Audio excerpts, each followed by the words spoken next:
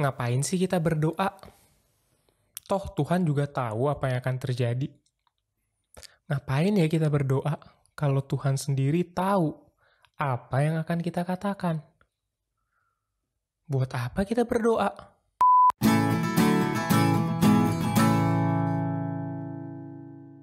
Halo teman-teman remaja, selamat hari Minggu. Bagaimana kabarnya? Kak Alex harap kita semua dalam kondisi yang sehat ya. Udah pada vaksin belum?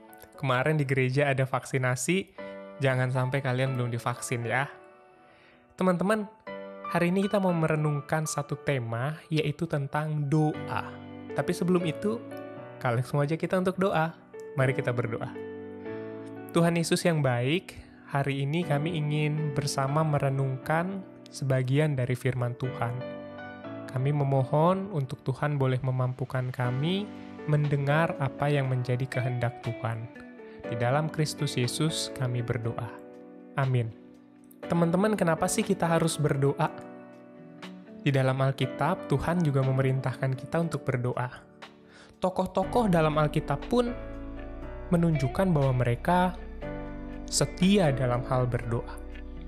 Tapi yang jadi persoalan, kenapa ya kita harus berdoa? Bukankah Tuhan itu tahu apa yang akan terjadi? Tapi sebelumnya, yuk kita pahami apa itu doa. Banyak orang berpikir bahwa doa itu soal permohonan, permintaan kepada Tuhan. Tapi yang menjadi pertanyaan adalah, apakah itu satu-satunya definisi tentang doa? Apakah itu satu-satunya makna dari doa? Ternyata tidak. Doa bukan hanya soal permintaan, permohonan. Lalu apa itu doa? Pada dasarnya, doa adalah komunikasi kita dengan Tuhan. Yang namanya komunikasi bentuknya bisa macam-macam. Ada permohonan, ada permintaan, ada keluhan, ada ungkapan syukur, ada pujian, macam-macam. Namanya juga berkomunikasi dengan Tuhan. Nah, kalau kita udah pegang first principle dari sebuah doa, yaitu komunikasi dengan Tuhan, maka kita tidak lagi membatasi makna dari sebuah doa yang biasanya kita pikir hanya sebuah permintaan. Nah, dengan pandangan ini, Alex mau ajak kita untuk menjawab pertanyaan yang mungkin muncul di benak kita. Salah seorang remaja bertanya, "Kak, ngapain sih kita berdoa? Toh Tuhan juga udah tahu apa yang akan terjadi." Ya, bener juga sih. Pertanyaan dia valid dan bener banget. Tuhan tahu apa yang akan terjadi. Dia tahu kehidupan kita dari hal yang remeh-temeh sampai sesuatu yang besar. Bahkan bukan hanya tahu, Tuhan juga yang merenda kehidupan kita. Dia yang merancang kehidupan kita sehingga menjadi hidup yang paling baik, yang menurut apa yang Ia kehendaki. Kalau begitu, buat apa kita berdoa? Toh Tuhan sendiri yang akan melakukan sesuatu menurut dengan kehendak Dia. Nah, teman-teman, jika sebelumnya kita berpikir bahwa doa itu untuk meminta saja atau untuk mengubah keadaan, maka kita belajar hari ini bahwa doa bukan saja soal memerintah Tuhan untuk mengubah keadaan sesuai dengan yang kita inginkan. Tetapi doa justru menjadi sebuah latihan bagi kita agar kita memiliki kerendahan hati untuk menerima apa yang menjadi kehendak Tuhan. Sederhananya begini, kita yakin Tuhan itu akan mendengarkan doa kita sebagai anaknya. Tapi yang jadi persoalan, anak Tuhan itu bukan hanya kita. Ada banyak anak Tuhan yang lain. Jika teman-teman one day berdoa sama Tuhan, "Tuhan, saya minta supaya hari ini nggak turun hujan, karena saya mau main futsal di lapangan outdoor." Kita menyampaikan doa itu. Tapi di sisi lain, Tuhan juga punya alasan lain untuk menurunkan hujan pada saat itu. Ingat, apa yang Allah lakukan itu adalah sesuatu yang bersifat besar, rancangan besar. Maka berdoa berarti kita juga diajak untuk punya kerendahan hati, mengikuti apa yang Tuhan mau, mendengarkan apa yang Tuhan mau. Dengan demikian, doa bukan saja soal kita yang meminta pada Dia, Tapi doa itu soal bagaimana kita membangun relasi dengan Dia. Saling paham memahami. Nah, kemudian kita mungkin bertanya, kenapa kita tetap perlu berdoa? Toh Tuhan juga tahu apa yang akan kita katakan. Kenapa kita harus menyampaikannya sama Tuhan? Untuk apa? Nah, teman-teman, pernah nggak kalian mendengar sebuah ayat yang biasanya seringkali disalahpahami atau disalah tafsirkan? Ayat itu dari Mazmur 37 ayat 4. Di sana dikatakan, "Dan bergembiralah karena Tuhan, maka Ia akan memberikan kepadamu apa yang diinginkan hatimu." Ayat ini bisa dipahami dengan dua cara. Cara yang pertama adalah, ketika kita membangun relasi dengan Tuhan, maka apapun yang kita mau, Tuhan pasti kasih. Apapun yang kita minta, Tuhan akan berikan. Atau, ini bisa ditafsir dengan cara yang kedua, yaitu jika kita punya relasi yang baik dengan Tuhan, relasi yang erat dengan Tuhan, maka Tuhan akan membentuk hati kita sehingga apa yang kita mau adalah apa yang Allah mau. Apa yang Allah inginkan juga menjadi apa yang kita inginkan. Maka relasi itu harus terbangun dengan erat, sehingga hati kita dan hati Tuhan punya sebuah kesatuan. Nah, dalam doa, kita bukan saja berbicara kepada Dia, tetapi kita berbicara dengan Dia. Ini yang seringkali kita salah pahami. Kita berpikir bahwa toh Tuhan tahu apa yang kita akan katakan. Betul, Tuhan tahu apa yang kita katakan. Tapi apakah kita tahu apa yang ingin Tuhan katakan?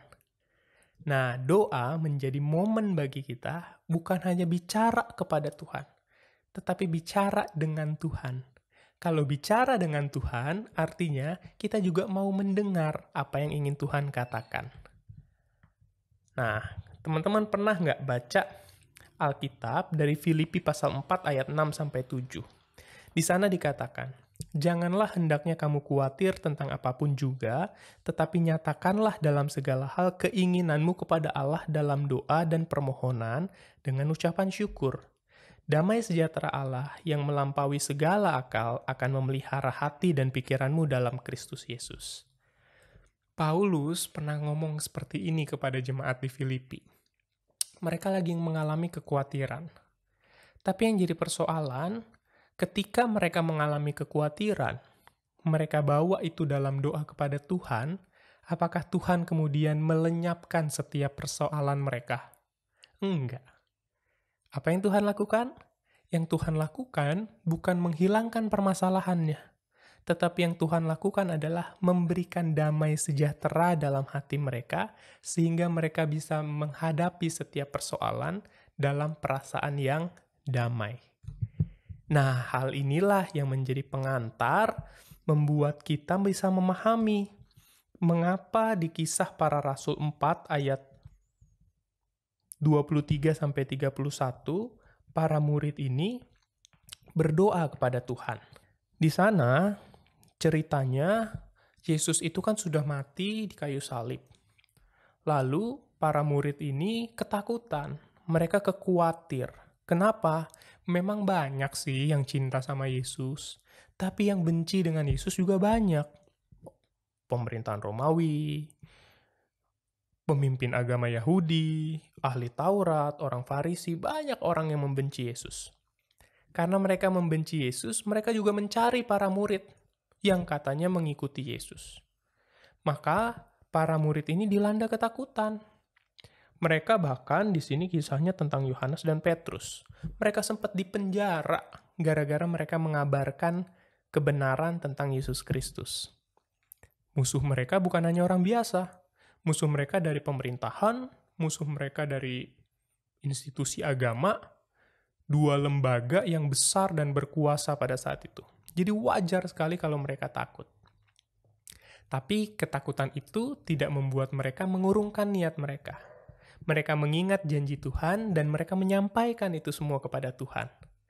Nah, yang menarik, apakah ketika mereka menyampaikan segala kekhawatiran mereka kepada Tuhan, lalu kemudian musuh-musuh itu tidak jadi mengganggu mereka? Apakah ketika mereka membawa persoalan itu kepada Tuhan, musuh-musuh mereka menghilang? Ternyata enggak. Musuh mereka tetap ada. Bahkan para murid, kalau kita lihat kisahnya, mereka ada yang mati digantung, ada yang mati disalib terbalik, macam-macam. Kebanyakan tragis. Lalu buat apa dong kita berdoa kalau begitu? Toh mereka juga tetap ada musuhnya.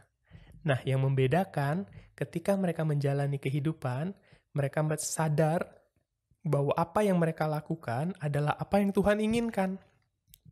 Ketika mereka menghadapi persoalan, mereka tidak diliputi dengan kekhawatiran, tetapi mereka diliputi dengan damai sejahtera yang daripada Allah.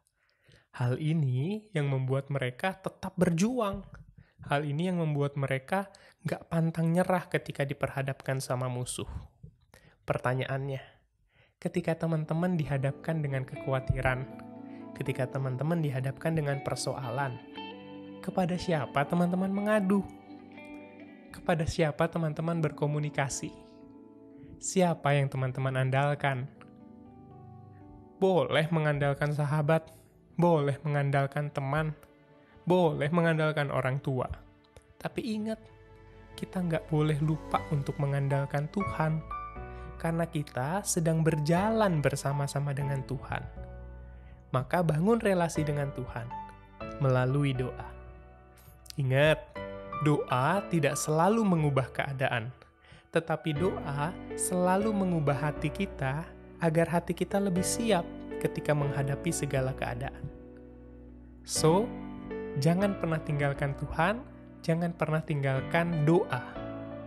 Tuhan Yesus memberkati kita semua. Yuk kita sama-sama tutup dalam doa.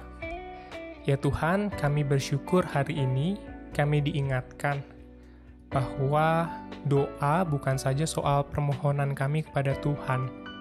Doa bukan saja soal saya, tapi doa soal relasi antara saya dengan Tuhan.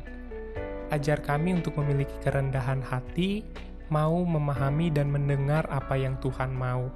Sehingga doa kami tidak hanya diisi dengan permohonan, permintaan, dan tuntutan. Tetapi doa kami juga diisi dengan ungkapan syukur dan kerendahan hati untuk boleh mendengar apa yang Tuhan inginkan. Terima kasih ya Tuhan, di dalam Kristus Yesus kami berdoa. Amin.